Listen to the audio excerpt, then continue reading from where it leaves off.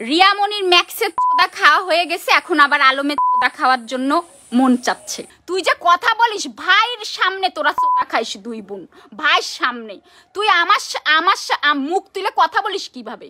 আমার পাশে বসে ম্যাক্স ছবির চোদা খাইছিস, কোরআন শরীফ ছুঁয়ে মিথ্যা কথা বলিস। তোদের অনেক আল্লাহ তালা তোদের বিচার দেখাবে, আল্লাহ তালা দেখাবে।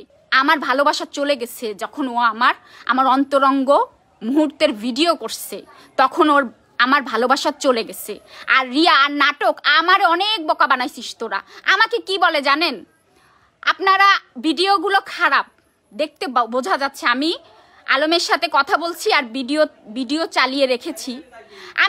আমি যে আলমের সাথে আমার সম্পর্ক, আলম যে আমাকে ফোন করে বা আলমের সাথে যে আমার একটা সম্পর্ক, এটা প্রমাণ দেওয়ার জন্য আমি ভিডিও রেখেছি। অনেক অডিও ভিডিও আছে আমার কাছে, অনেক অডিও ভিডিও আছে। আমি সব আস্তে আস্তে দিব, কারণ আমি মিথ্যা কথা বলি না। আমার না পাগল লাগতো, আমি খুব অস্থির হয়ে যাইতাম। এই রিয়ামনির পরিবার, এই আলম, এরা সবাই আমাকে পাগল বানায় দিচ্ছিল। এখন তোরা পাগল হবি তোরা। এই রিয়ামনি, তুই আমাকে নিয়ে টর্চার করছিস, তুই আমাকে মিডিয়ার সামনে নিয়ে আসিস, টর্চার করছিস। ও বলে কি আমি যে ভিডিও 3টা ছেড়েছি ফেসবুকে, ভাই হ্যাঁ কথাগুলো খারাপ কিন্তু কথাগুলো সত্যি। আমি সত্যি প্রমাণ করার জন্যে আমি সব করতে পারি। আজকে আমাকে বারবার বলছে যে হিরো আলম আমাকে চেনে না, আমার সম্পর্ক নেই। তাহলে এইভাবে কথা বলছি কেন? সে আমার সাথে জোর জবস্তিও আমার সাথে সে শারীরিক সম্পর্ক। রিয়ামনি তুই চিন্তা করিস না, আল্লাহর রহমতে আল্লাহ যদি চায় হিরো আলমের বাচ্চা এই মিথিলার পেটে চলে আসতেছে। তুই আর চিন্তা করিস না রিয়ামনি, বুঝতে পেরেছিস? আর ডিএনএ টেস্ট আমারে কর, দেখবি আমার ভেতরে শুধু হিরো আলমের কিছু। আর তুই আমারে বলে কি, এই রিয়া আমারে ফোনে বলছে, এই তোর লজ্জা করে না তোর বাবা মা তোর আমারে যে সময় আলম অস্বীকার করছিল তখন আমার বাবার সম্মান কোথায় গেছিল আমার পরিবারের? আমি অসুস্থ, তুই আমারে দেখছিস আমি একটা অসুস্থ মেয়ে, তুই আমাকে নিয়ে ব্যবহার করছিস। রিয়ামনি, এই ব্যবহার করার ঝাল তুই বুঝতে পারবি, এই ব্যবহার করার ঝাল তুই বুঝতে পারবি। আর একটা কথা ভাই, ওই বারে যে ব্যাটাগের সাথে সুগার ড্যাডি নিয়ে রিয়াজ রে নিয়ে কক্সেস বাজার যে রাত কাটাও, তা তোমার বাপ মা দেখে না? ওরে আমার ভালোওয়ালা আসছে, ভালো চলাইছো আমার সামনে। এই আমি ওই ভিডিও দেখলো, আমি একটা পবিত্র মেয়ে, আমার হাজবেন্ডের সাথে আমার ডিভোর্স হয়েছে, আলমের সাথে আমার হুজুর দিয়ে বিয়ে হয়েছে। তুই তো বছর ধরে আলমরে চোদা খাইছিস, খাইয়ে তারপরে বিয়ে বইছিস। তুই তো বছর ধরে তুই চোদা খাইছিস। এই পরাণ ভাইরে নিয়ে আসবো সামনে, সব আমি শুনছি বছর ধরে। তুই তো কাজ করার আগে আলমের বেডে গেছিস, তারপরে আমার কিন্তু কোনো কাজের সম্পর্ক ছিল না আলমের সাথে, আমার কিন্তু কাজের সম্পর্ক ছিল না। একটা প্রেমের সম্পর্ক হওয়ার পরে তার আর আমি প্রমাণ দিতে পারবো তুই তখন ডিভোর্সি ছিলি। তুই আমার সাথে লাগতে আসবি না, আমার সব তথ্য প্রমাণ আছে। তুই আবার একটা চাল খাটায় আলম সোদায় তুই আয়, আমি তো যাইনি। দেখ সবাই ভুল জানে যে রিয়ামনি ম্যাক্স রে সোদা খাইতে গেছে কক্সবাজার, এই সুযোগে মিথিলা ঢুকবে। নো মিথিলা ঢুকবে না। মিথিলা, আলম বারবার মিথিলাকে ডেকেছে আর মিথিলা বারবার আলমকে না বলে দিছে। সে রেকর্ডিংও মিথিলার কাছে। মিথিলা তোর মতো এত সস্তা না, তোর মতো এত সস্তা পচা না। এই তুই যে কথা বলিস ভাইয়ের সামনে, তোরা চোদা খাইস দুই বোন ভাইয়ের সামনে, তুই আমার মুখ তুলে কথা বলিস কিভাবে? আমার পাশে বসে ম্যাক্স ছবি চোদা খাইছিস, কোরআন শরীফ ছুঁয়ে মিথ্যা কথা বলিস। তোদের অনেক আল্লাহ তালা তোদের বিচার দেখাবে, আল্লাহ তালা দেখাবে। আমারে ফোন করে থ্রেট করে, চিন্তা করতে পারেন কত বড় বেশ্যা, কত বড়। আমি ভিডিও দেখাইছি আর তোরে তো সবাই কক্সেস বাজারে ধরছে, শয়তান কোন জায়গা। তাও আমি ওর ভালো চেয়ে ওরে ফোন করে আমি কক্সবাজারতে সরে যাইতে বলছি। এই নিয়ে আলম যে আমার গালাগালি দিছে সের অডিও আপনাদেরকে আমি শোনাবো।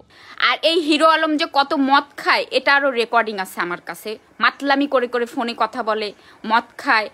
আর সে আমাকে এই এলিগেশনটা দেওয়ার জন্য, আর সে যে আমার সাথে শারীরিক সম্পর্ক করেছে, আমি এটার উপরেও আমি মামলা করব কোর্টে, যে সে যে বারবার এই কথাটা এখনও বলছে।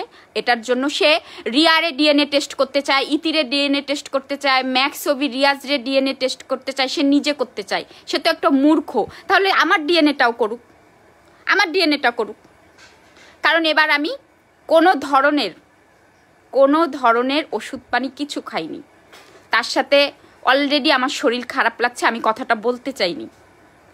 আমার যেসব সিমটম দেখা দিচ্ছে তাতে যদি আমি কনসিভ করে বসি, হিরো আলম তোর নামে তো আমি মানহানি মামলা করব। কারণ তুই আমার সাথে, আর দেখেন আমি এতটাই ভদ্র একটা মেয়ে ছিলাম, আজকে অভদ্র হতে বাধ্য হয়েছি। আমি যখন সত্যি কথা বলি আপনারা কেউ আমার কথা বিশ্বাস করেন না, কেউ আমার কথা, ও আমাকে মিথ্যাবাদী প্রমাণ করে। এই জন্য আমি ওর সাথে আমার যা কথা হয় আমি সব রেকর্ডিং রেখেছি, ভিডিও অলরেডি আমি আপলোড করেছি যে তার সাথে আমার কোন ধরনের কথা হয়, কোন ধরনের আমার কথা হয়, আমাদের সম্পর্কটা তাহলে কি। আজকে সে আমাকে, আজকে আমি লজ্জা শরম মনে করেন মাথায় রাখি নাই। আজকে আমি কথাবার্তা আমি বলে, কারণ কি আমার প্রমাণ দেওয়া লাগবে, আমি মিথ্যাবাদী নই। এই প্রমাণ করার জন্য আমি অনেক ধরনের আমি লজ্জা শরমের মাথা খেয়ে আমি সেগুলো আমি রেখেছি। আর আজকেও সে আমাকে ফোন করে খারাপ কথা বলার কারণে তার নামে আমি মানহানি মামলা করব। অবশ্যই আমি মানহানি মামলা করব, কারণ আমাকে টেস্ট, অবশ্যই আমি এটা নিয়ে চ্যালেঞ্জ দিব, কোর্ট চ্যালেঞ্জ করব আমি, যে আমাকে টেস্ট করা হোক, আমাকে পুরোপুরি টেস্ট করা হোক। হিরো আলম, তুই ছাড়া কিছুই পাওয়া যাবে না আমার শরীরে, কিন্তু তুই হিরো আলম, তোকে টেস্ট করলে তুই কত মেয়ের কাছে গেছিস এটা বেরোয় যাবে। শোন, তুই মেডিকেল সম্পর্কে তোর কোনো ধারণাই নেই হিরো আলম, তোর ধারণাই নেই। তুই কয়টা মেয়ের কাছে গেছিস সব টেস্টে চলে আসবে। আর উন্নত টেস্টের আমি আবেদন জানাবো, আর আমারও টেস্ট করা হবে। তুই যে আমাকে যে অপমানগুলো, তুই আমার সাথে কি টাইপের কথা বলছিস সব কিছু রেকর্ড আছে। তুই আর কি করবি? তুই শোন, তুই তো গেছিস, তুই আমার ভিডিও ধারণ করিস, অন্তরঙ্গ মুহূর্তের ভিডিও ধারণ করে তুই জীবনে সবচাইতে বড় ভুলটা করে ফেলছিস, সবচাইতে বড় ভুল করছিস। আর শোন, ফার্দার আমাকে আর কখনো ফোন করবি না, কখনোই না। তোর কোনো ফ্যামিলি মেম্বার্সও যেন আমাকে ফোন করে না, বলে দিলাম। যা কথা হবে কোর্টে কথা হবে, কথাটা মাথায় রাখবি। আর আমাকে নিয়ে বাজে কথা বলছিস সেটাও আমি রেকর্ড করে রেখেছি, এবার বুঝতে পারবি। আর তুই আমাকে হুমকি দিছিস না 10 মিনিটের ভিতরে আসবি, আইসে আমার একটা বাল ছিঁড়ে দেখা, আমার একটা বালটা একটু ছিঁড়ে দেখা তো তুই। এই হিরো আলম, তুই আয়, তোর চ্যালেঞ্জ দিলাম, তুই আইসে আমার বালটা ছিঁড়ে দেখায় যা, একটা বাল ছিঁড়ে দেখায় যা।